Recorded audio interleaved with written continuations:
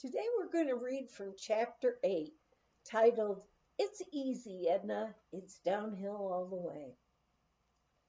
Snow came early that fall of 1946, and we were eager to ski Arapahoe, only 5 miles drive up the mountain. We knew we would miss skiing at Climax, and we'd miss our good friends, the Gorsuch family. But 35 miles one way each weekend, and only weekends, against being able to ski every day was an exciting trade-off. Max, with the help of a Dillon mechanic, Andy Rascola, had hauled up an old Ford motor engine for the rope tow. Max tells about it. It overheated constantly at that altitude, so we rigged up a big oil drum in place of the radiator for cooling. Earl was running the tow and using snow to cool the motor.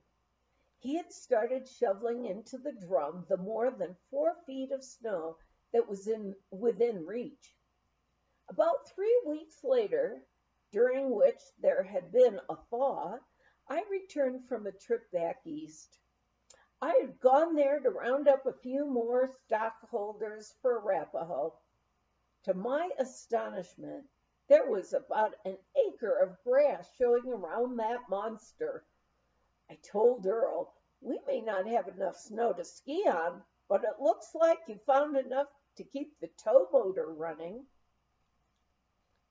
We were all set. What a great winter this promised to be. Electricity had been brought into our old cabin at Ski Tip just before Christmas, and we also had a phone. It was the only phone except the one down at Dimp's, so it was in great use. Not having one up at Arapahoe yet meant that a lot of the immediate business was still being conducted in our kitchen. Sometimes I worried about not being able to pay the phone bill. However, it was for a good cause, so we forgot about it. Over a cup of coffee with some friends in our kitchen after a good day of skiing, someone said, "What we need is a ski club. There are lots of kids in this valley at Breckenridge, Dillon, and Frisco who don't know how to ski. Steamboat Springs has had a club for years and have a winter carnival every February.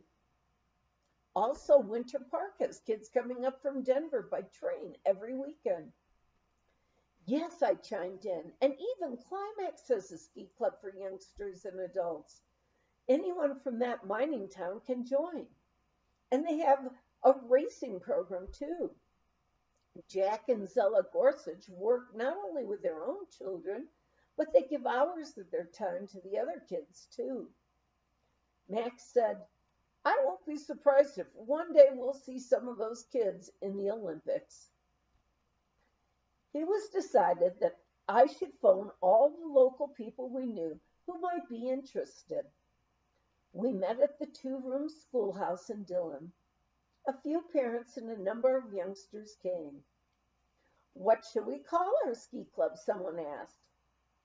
Since most of the skiing would be up at Arapahoe, it was decided that it would be the Arapahoe Basin Ski Club. And our logo, of course we had to have a ski patch for our parkas, could be the ABC Ski Club. Someone wanted to know, what does a ski club do? Well, this ski club's real purpose will be to help all the local youngsters to learn to ski. And there'll be those who want to learn to race. We'll have to find someone to teach ski racing too. One parent spoke up, "There's the old Dillon jumping hill just north of town.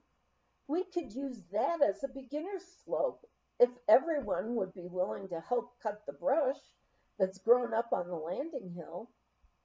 Also, the kids could ski there after school, since getting up to Arapahoe would take too long for just 1 or 2 hours they'd have before dark." Everyone decided this was a darn good suggestion, anyone who could should show up and help the kids get the hill in shape. News soon got around, and on my next trip to the grocery store, I was surrounded by old timers. We hear you're going to rebuild the old Dillon slide. Well, we might be doing some jumping, I answered, but most of the skiing will be slalom. Why, that slide is famous, said one old timer. Back in 1920, the world record was set on that jump by a young Norwegian, Anders Hagen. He jumped 214 feet, by gum. Ain't nobody seen such skiing since. Being Norwegian myself, I was pretty pleased to hear of all these jumpers. Hagen, Hansen, Halsen, Peter Prestrud, and Thor Groswald. I met Peter Prestrud a few years later and heard him tell of the early days of jumping. He said, why, we wouldn't think a thing of skiing over Ute Pass to Hot Sulphur Springs on Sunday to jump at a competition there. For our prize, we'd get used to Hershey chocolate bar. All day we would jumping and climbing up each time. Then we'd ski all the way back to Dillon on our 8-foot jumping skis. In early fall, there wasn't enough snow at the bottom of the landing hill, so at the run out of the jump, we pile up disused hay. Smell didn't bother us none. Listening to him tell all about the jumping, I couldn't help thinking that they were giants in those days. With our 4- and 5-year-olds tagging along, Edna and I would climb up and down the landing hill, cutting the brush. We would pack what snow there was this early in December, so when more snow came, we'd have a good base. As soon as school was out, enthusiastic kids would join us. Some had the best of equipment, such as the children of the Public Service Company employees and ranchers. Their fathers would help since they had to drive in many miles anyway to pick up their children from school. My offspring, one father said, looking up at the takeoff of the old jump above us, can't wait to spring off that thing. It made me think, well, why not? Would it be possible to rebuild the jump? There were more important things just then, though.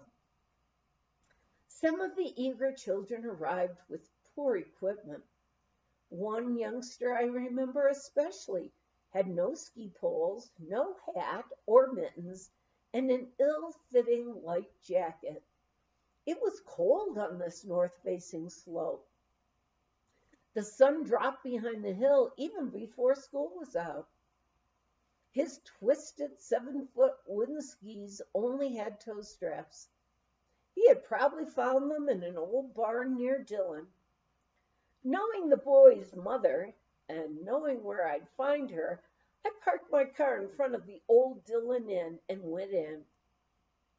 Being a bit overstuffed in the wrong places, she not only draped over the bar stool, but over the bar as well. Look here, I said as I approached her. How about getting that boy of yours some decent ski equipment? He's too little for those long skis, and he really needs a warm jacket, mittens, and something to keep his ears from freezing.